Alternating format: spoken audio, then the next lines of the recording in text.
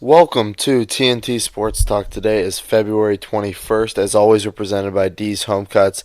I'm your host, Travis Karcheski. Just me today. We do not have an interview on the show for you. We do have a couple more interviews coming up that are in the works right now, but because we're recording so early in the morning, that we just didn't have time to get them onto the show today. But we will have another interview in the future, so look forward to that. But we are going to start with where we always start after football season with basketball. Thursday, it's a Thursday show, so we're going to do the standings update for you. We're going to go through each standing for the East and Western Conference here. Basketball kicks back off tonight after the All-Star break, so we're kind of in the last half of the season. So we're going to be doing a couple other storylines that you should be watching for the rest of the season, but we'll start with the standings. So let's go to the Eastern Conference. 1 Milwaukee, 2 Toronto, 3 Indiana, 4 Boston, 5 Philadelphia, 6 Brooklyn, 7 Charlotte, 8 Detroit, and then Miami is right there behind Detroit, I believe. Yeah, they have the same record right now. Detroit has that tiebreaker. Then we'll go to the West. Golden State, they're number 1. Denver, Oklahoma City, Portland, Houston, Utah, San Antonio, the Clippers, and then Sacramento right there with the Lakers in the 10th spot. So, like I said, the All-Star break is kicking back, is ending. It ended yesterday. We're going to get a couple games tonight. Not a lot, but there is going to be a pretty decent amount of games tonight. So I wanted to do a couple storylines that we will be watching for the rest of the season. And I think the biggest thing is, where will the Lakers end up?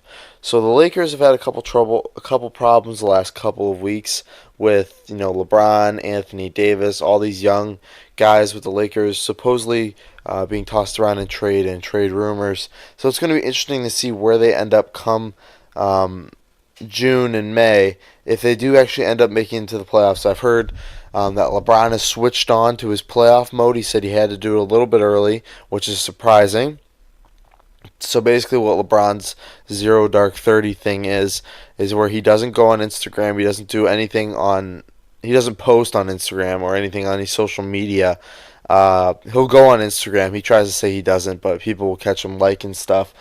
But it is going to be another interesting, second half for LeBron. He always runs into these type of dramas come this time of year, and they usually get solved. He usually gets his way. He got his way in Cleveland multiple times, but thanks to Dell Demps, he actually didn't get his way this time, and Anthony Davis isn't on his team, and now he's got to deal with the second half of the season with a bunch of guys that know that he wanted to trade them. Guys like Kuzma and Lonzo don't really like to be playing with LeBron right now because they know he tried to trade them. I mean, if you were in their position, would you be mad at LeBron too? Because I think we all would. So it's going to be interesting to see what happens for the rest of the season. Another thing is who's going to come out of the East. The East is probably the most talked about thing right now. Who's coming out of there? You look at the team like the Bucks; they've held the first seed for pretty much the entire season.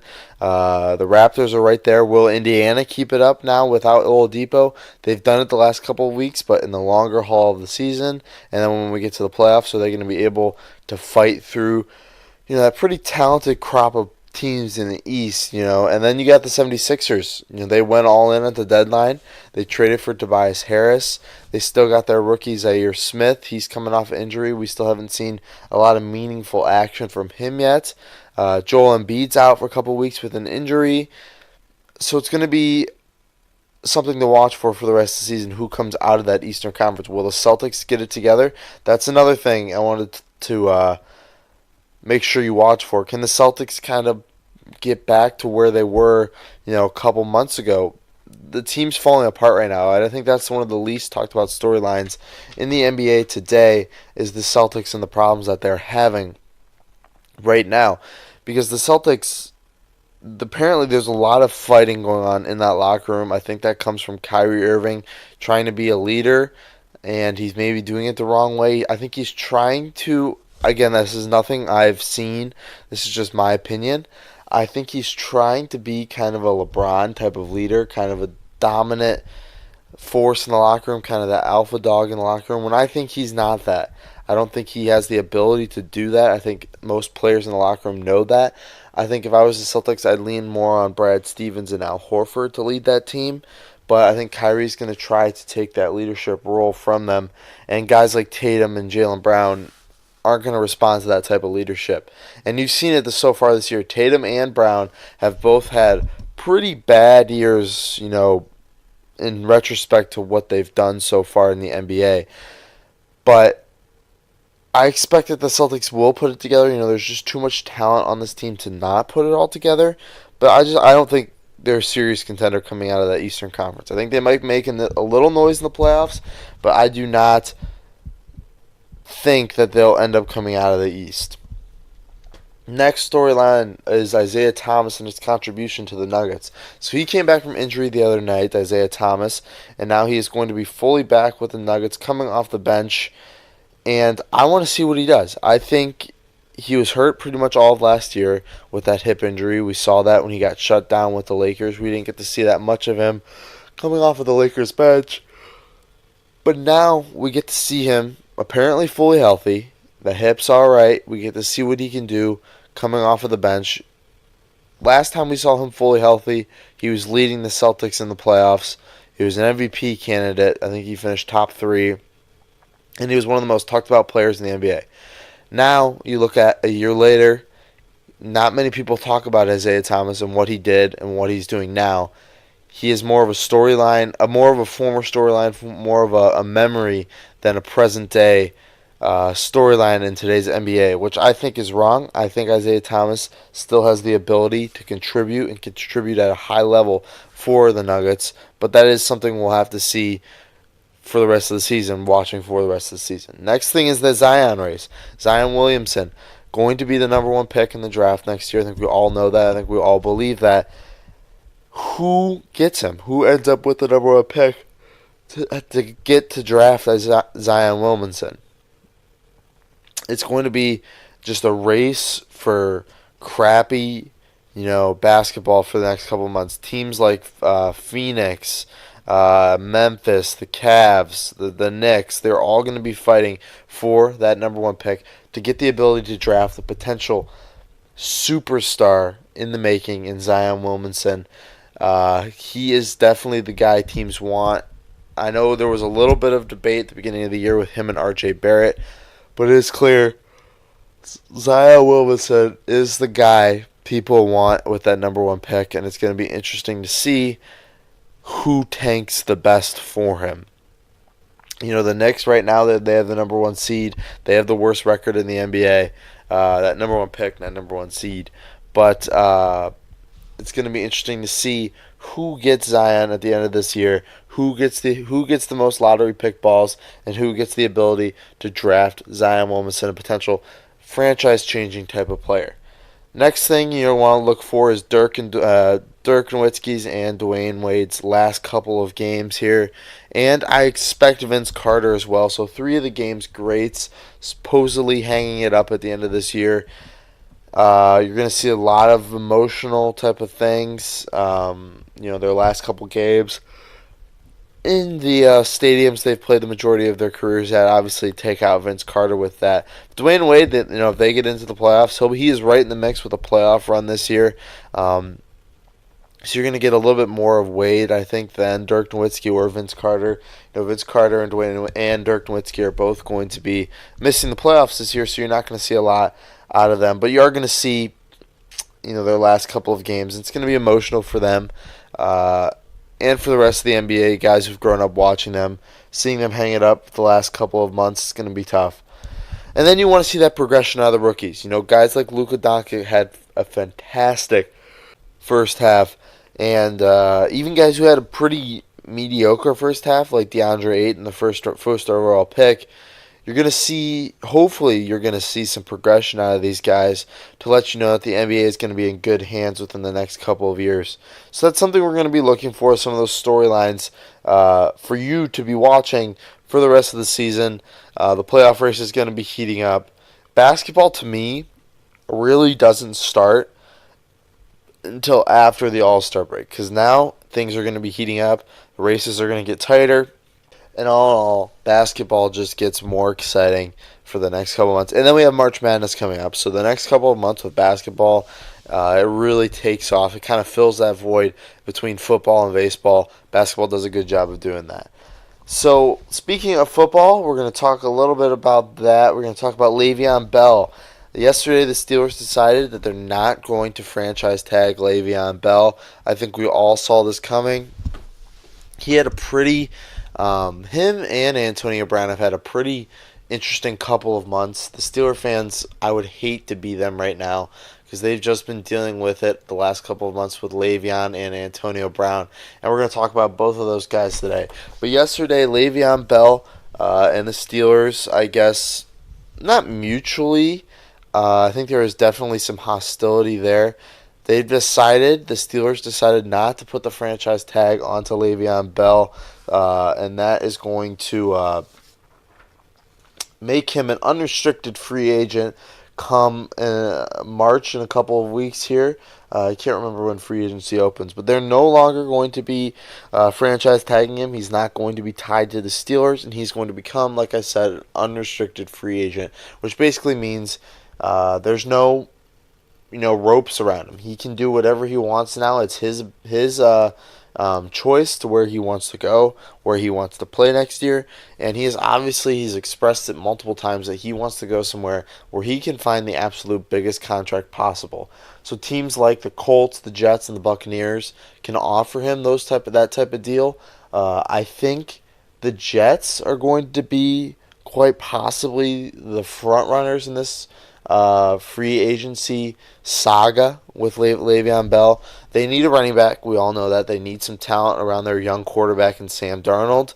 They need a playmaker, frankly, on offense. They need somebody who can take the ball out of Sam Darnold's hands and rush it 25 to 30 times a game, and somebody who can, catch a check down pass from Sam Darnold out of the backfield.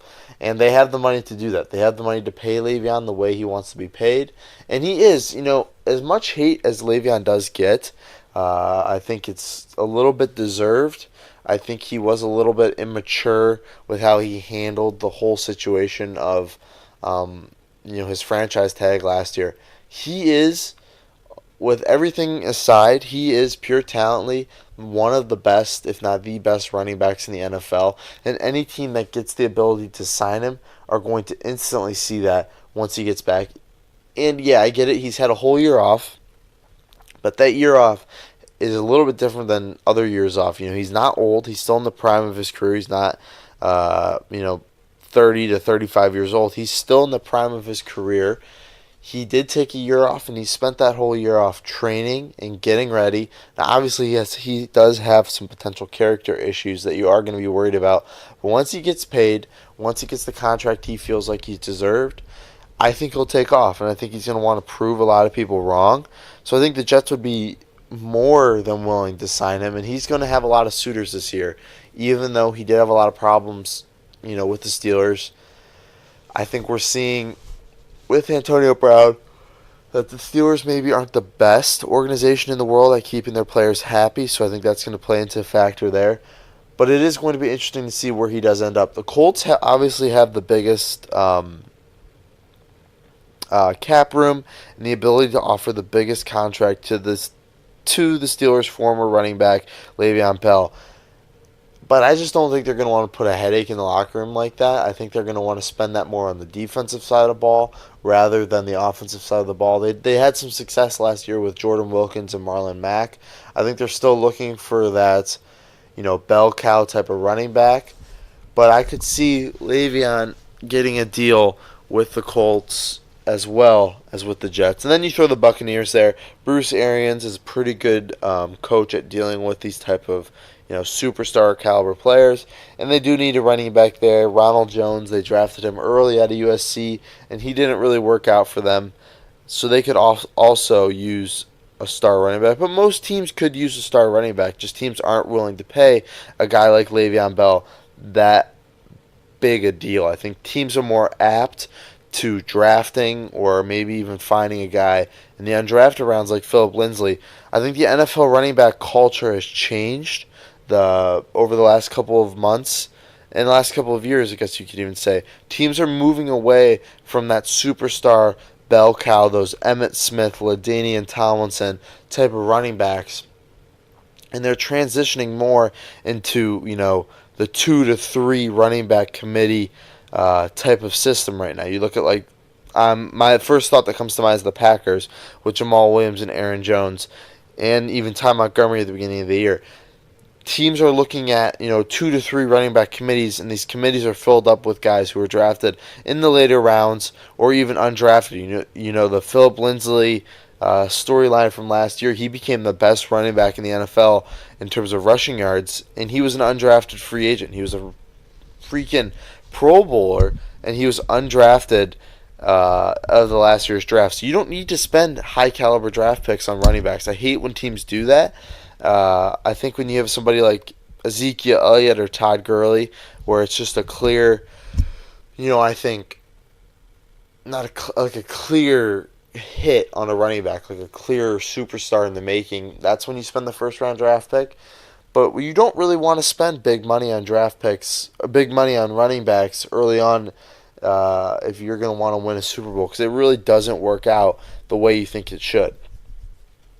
But other than that, that's all I wanted to talk about with Le'Veon Bell. Antonio Brown, though, has had another couple of crazy storylines this past couple off season. We've talked about it a little bit on this show. Antonio Brown, like I said, he requested a trade from the Steelers. He did his little tweet on Twitter where he posted a thanks for the memories type of thing, even though he's still with the Steelers. He still has a contract on the books with the Steelers. But I guess he met with the Steelers owner Art Rooney the other day, and I guess they have decided to part ways. I don't know what that means, because the Steelers still have his contract on the books. They're going to have to trade him if they want to get rid of him. If Antonio Brown holds no power here. If he doesn't get traded, the Steelers still have the rights to him.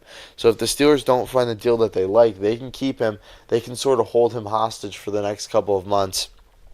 And then on top of all that, he wants to change his nickname from AB to Mr. Big Chest, where I really don't know where that's coming from. So I'm not really sure where he's going to end up, where he's going to play his next couple of seasons. Again, I'd like it to be with the Packers in terms of pure talent. I think Antonio Brown is the best receiver in the NFL.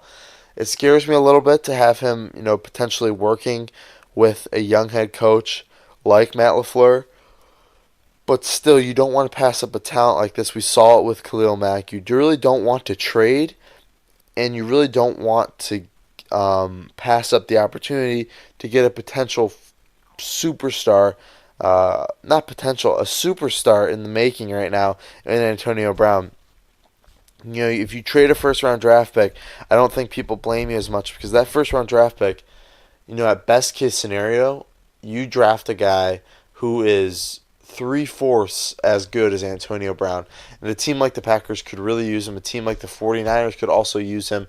He's shown interest on Twitter and social media in teams like the Packers and teams like the 49ers. So we'll see where he ends up. I think this is another situation where a fresh start is going to do him some good.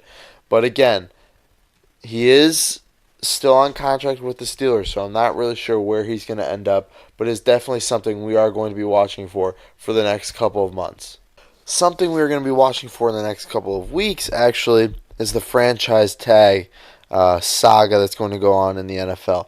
So as you know, I think franchise tags have gotten a little bit more popular over the past couple of years, just because of the high-name guys who have been given the tag. I guess you could say Le'Veon Bell too. I think he really brought the tag's popularity up. It got fans a little bit more. What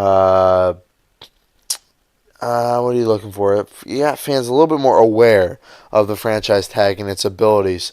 So I was going to go through today and give a couple names here. I got about 10 names here. Talk about guys who could possibly get the tag slapped onto them.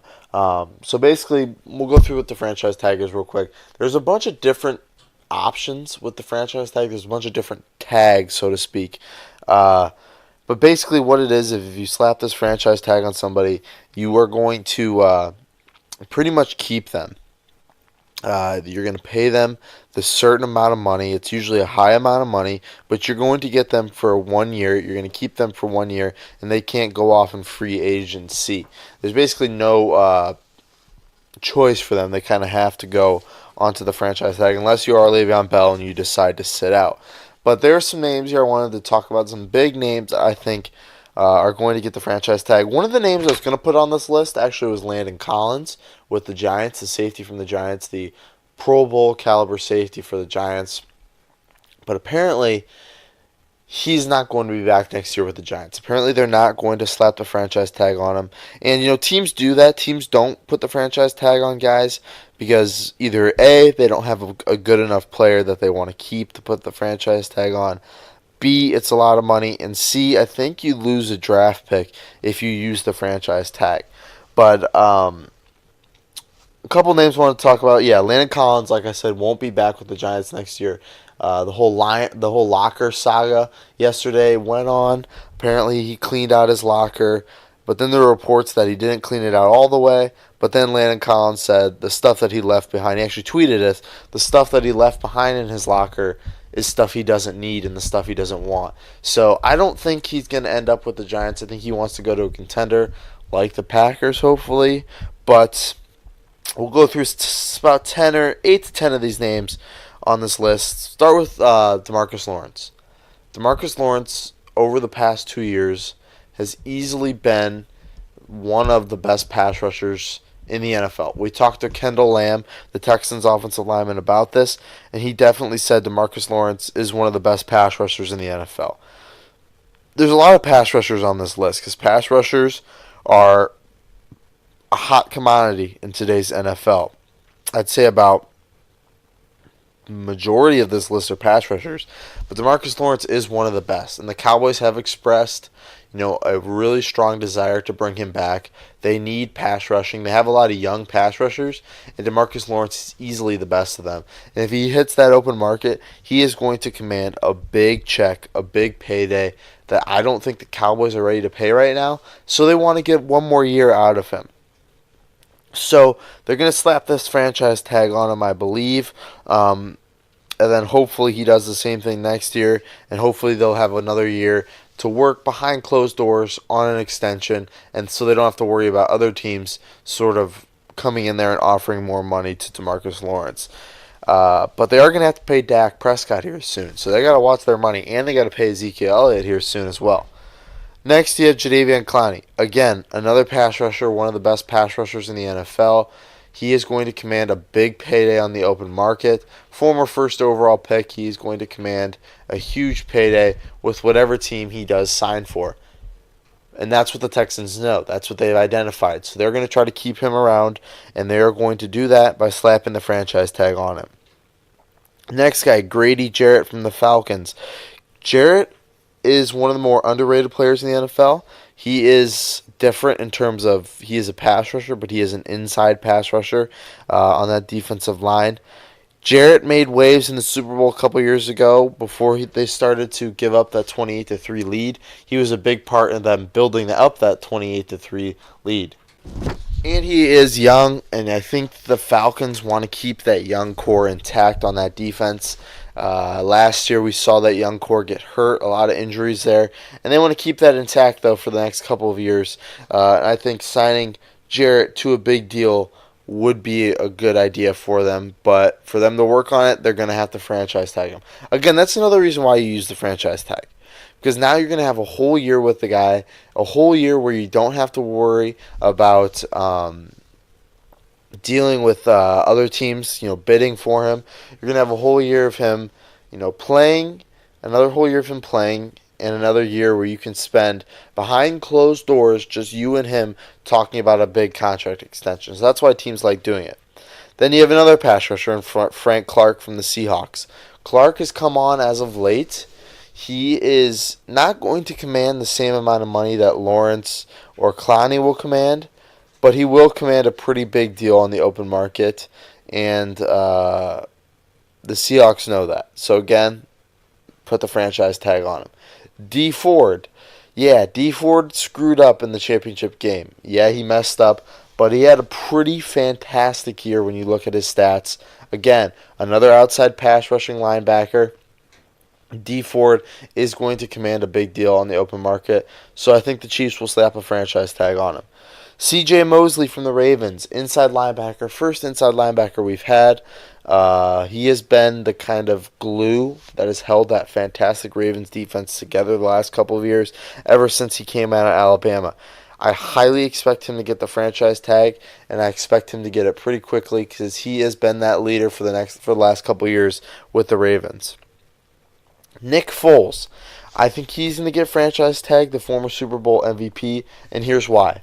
Not because the Eagles want to keep him, but because they want to franchise tag him and they want to trade him. They want to get some value out of the former Super Bowl MVP, and they're going to get that value. I think a team's going to offer some pretty decent capital to get a Super Bowl MVP, leading their team onto the field next year. I think a team like the Dolphins could possibly do that, and also like the Jaguars or, Redskins. One of those teams I think will pay for a guy like Nick Foles. Because what team wouldn't want to trade, some capital away to get a Super Bowl MVP in that quarterback room? If you're a young quarterback room, if you're going to draft somebody this year, I think having somebody like Nick Foles, who has shown that he can produce at high levels and big moments, who has been through it all, I guess you could say, through his career, who wouldn't want to have him in their quarterback room? So he's going to be a potential trade candidate.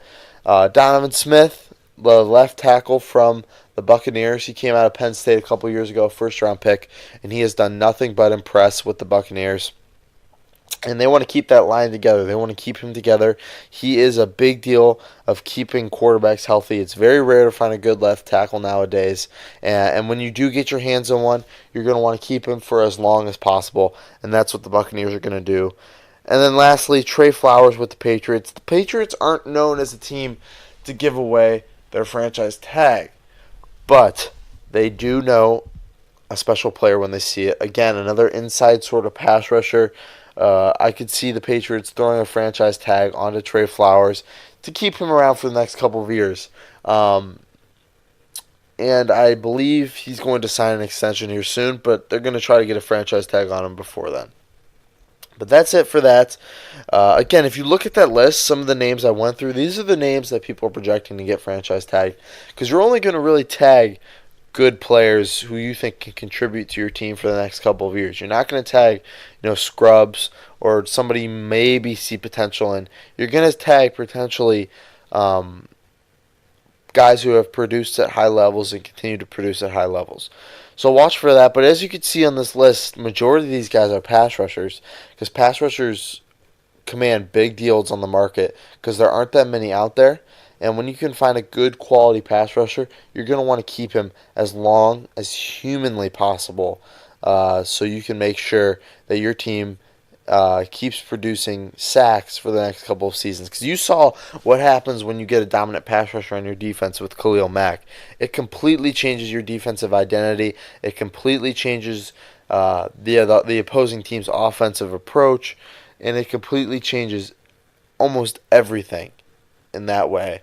So keeping a pass rusher is huge, and teams are more adept to signing big pass rushers to big time deals if they expect them to produce even a little bit. But speaking of producing, we're going to talk about baseball in a second here. But before that, I had to remind you guys about my guy Dom at D's Home Cuts. D's Home Cuts is the best place around Northeast Ohio for a great haircut at a low price. For only $7, D's Home Cuts will provide you with a modern haircut and styling. D's Home Cuts, we've talked about it time and time again on this show. Me, Truman, 90% of the guests that we've had on this show have gotten their haircut at D's at least once, or they're lifetime customers. And let me tell you, they have never looked or felt better. Every time you go into the shop, you're going to get a professional cut. They get better every single time because he's always upgrading his equipment to give you the best haircut possible. If you're stressing about your haircut, if you don't know what kind of haircut to get, if you don't know the style that works well with your hair, turn to D's and he'll check you out and he'll make sure to give you the best haircut and the best style for you. It's a personalized experience, and Dom really makes sure that he makes you look good at the end of the day. So check him out on Instagram at D's Home Cuts. You can set up an appointment directly in his bio, or even shoot him a DM to ask him some questions that you may have. D's Home Cuts, professional haircuts at a low price. So baseball. I got a lot on baseball today. I wanted to kind of go off a little bit. Thursdays are tough on the show because you don't have many storylines to get into due to, it's been a short amount of time in between shows.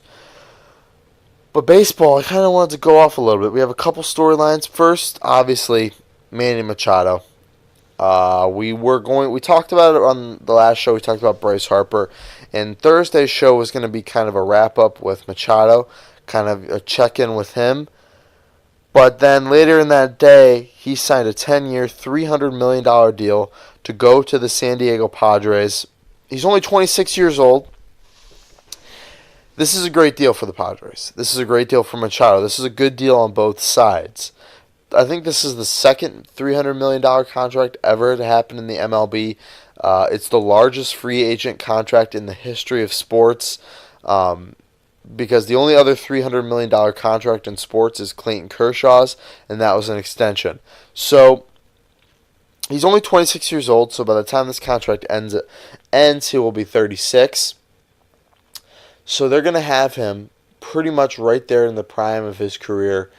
And this is a good deal for Manny Machado because the Padres aren't a franchise that expects much. The Padres have been this kind of mediocre franchise for the last couple of years. They haven't done much in terms of superstars or playoff experience or even winning games. They're just a team that has just been mediocre for the last couple of years. They've traded away a lot of talent. They've traded away, every time they get a guy, it seems like they start to trade him away. And they've just been a mediocre team for the last couple of years. Machado is not a mediocre player. This is going to be a interesting experiment for both guys. San Diego is a great city. It's not a great baseball town, but I think with a guy like Machado coming there, I think fans will start to come to the park a little bit more.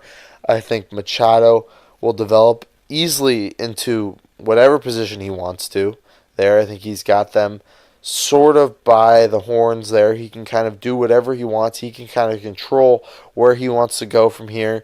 But this is a good deal for both of them because, again, he's only 26.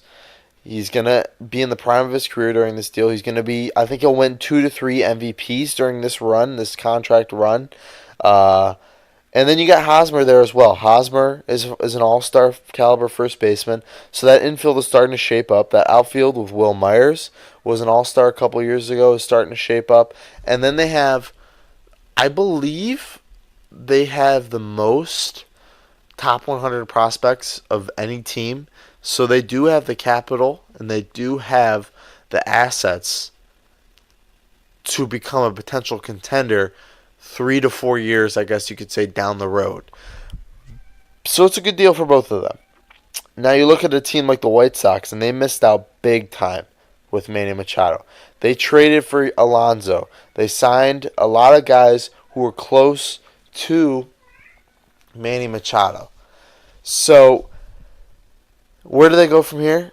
I'm not so sure. I think they fully expected Manny Machado to end up with them. He didn't, and that's their loss. And now they're going to be stuck in, this sort of post-Machado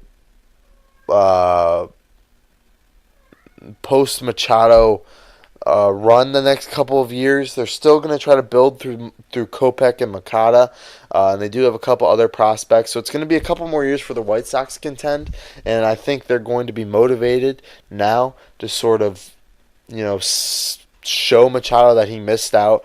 But again, this is a good deal for everybody. I think San Diego now can sort of come back out of the shadows and become a big-time baseball franchise once again. Because in my lifetime, the Padres have always been bad. They've always been a poor team, and now, this is an opportunity for them. I think they've been in the best position they've been in the last couple of years to come out of that mediocrity and progress as a franchise and become better. And I think a guy like Manny Machado is the perfect player to help you do that. So that's Manny Machado to the Padres. Great deal. I love it. Let's talk a little Indians, though, right now. So the Indians are kind of in the limelight right now, I guess you could say, because of one guy, and that's Trevor Bauer. The new Sports Illustrated article came out about him. He's had a couple articles written about him.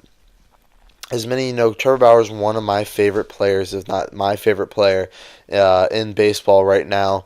And this article sort of made me harden down on that point even more. I love Trevor Bauer, but he's had a couple articles written about him. And this article, it had some things in it that sort of shocked me, but not like insane like most people have been shocked by this article. I've retweeted it onto the TNT Sports Talk Twitter if you want to check it out. But we'll basically go through a quick rundown of it right now. So Trevor Bauer, as you know, is one of the most interesting characters in baseball. He is sort of the Bryson DeChambeau of baseball, where he takes baseball into more of a science-y aspect. He doesn't rely much on, brute force, brute training, working like this, working extremely hard to be better. He takes more of a science approach to it. Not to say he doesn't work hard, but he works smarter, not harder, I guess you could say. And it starts the article off with him learning a new pitch. He's trying to learn a changeup this year. His curveball is his best pitch, but he's trying to learn a changeup this year, and he's doing that by using these electrodes, which he sticks to his brain at his gym in Washington, this driveline baseball gym. And he's using it to try to kind of learn that changeup. I don't really know how it works, but then it goes into his whole life and his whole career. And basically what he said was his whole baseball career has been people, the successes he's had are pretty much because of him, and the reasons why he's failed, the reasons why things didn't work out, in Arizona or the first couple of years with the Cleveland Indians, is because people tried to change him. People tried to mold him into this certain mold of how a baseball player should be, and he just isn't that type of player. And when the Indians kind of got out of his way, he started to kind of progress as a player even more. And he likes to do his little routines. He likes to do these science-y type of things. And he said those type of routines have often gotten him into trouble over his career because of guys like Garrett Cole, which was one of the more interesting parts of the article. I think people gloss over that. His relationship with Garrett Cole. They both went to UCLA. They both played baseball at UCLA. Garrett Cole went number 1 in the draft. Trevor Bauer went number 3. But basically, what happened was Garrett Cole reamed out Trevor Bauer the first couple of months they were at UCLA, because Trevor Bauer was allowed, the UCLA guys, the UCLA manager allowed Trevor Bauer to do his sciencey workouts apart from the team. He didn't have to do the regular workouts with the team. He did his own type of workouts, and Garrett Cole didn't like that because I guess Garrett Cole assumed he wasn't working as hard as they were. But they got in a huge fight over that, and they didn't talk the whole season they played together. And they still don't talk that much now. But just basically what this article showed me is Trevor Bauer just doesn't give two craps about anybody or anything. He does his own thing.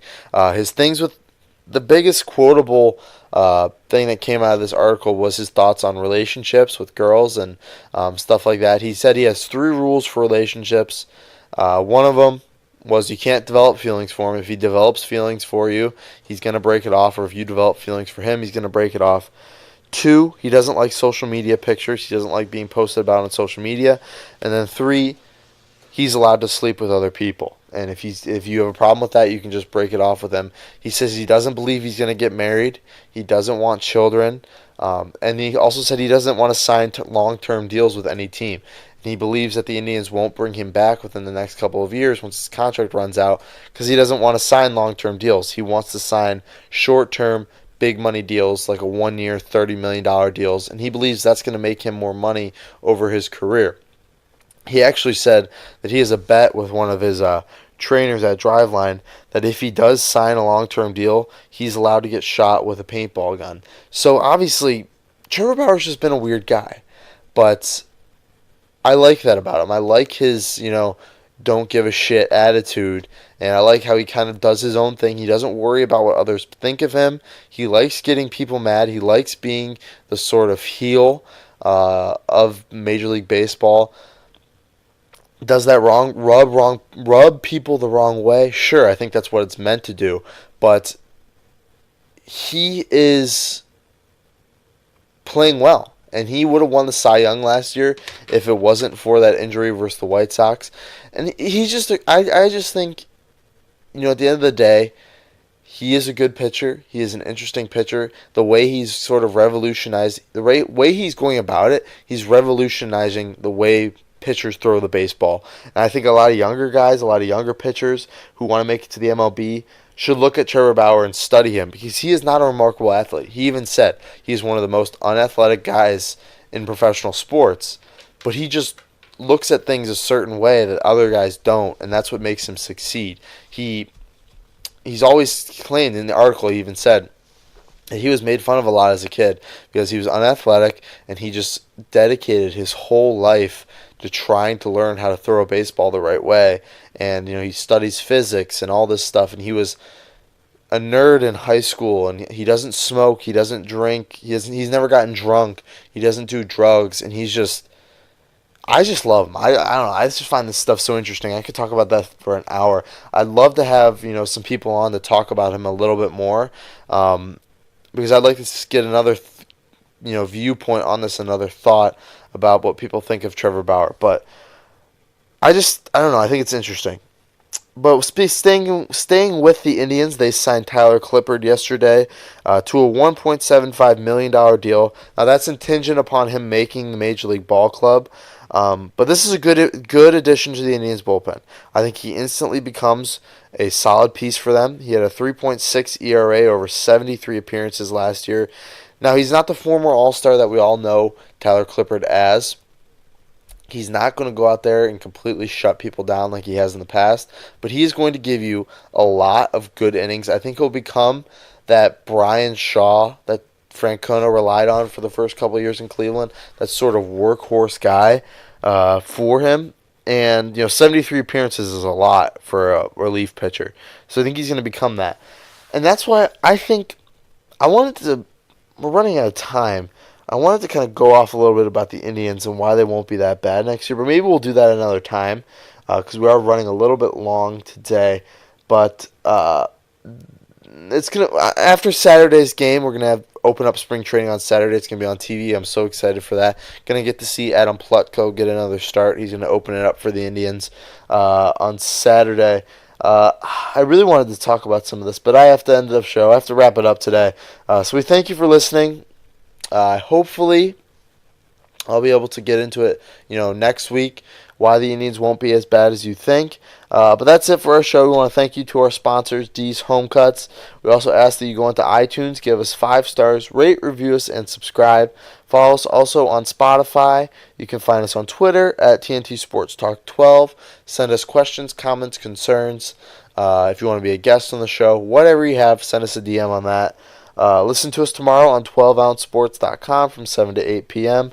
Find us also on grandoldsports.com and YouTube, TNT Sports Talk. Check it out. But that's it for our show today. We want to thank you for listening. Tune in on Tuesday. We should have another interview for you on Tuesday. Don't book me on that, but just in case that falls through. But tune in on Thursday. Tune in on Monday to the Twitter to find out if we do have an interview or not. But that's it for the show today. Enjoy your weekend and have a great day, and I'll see you on Tuesday. Thanks, guys.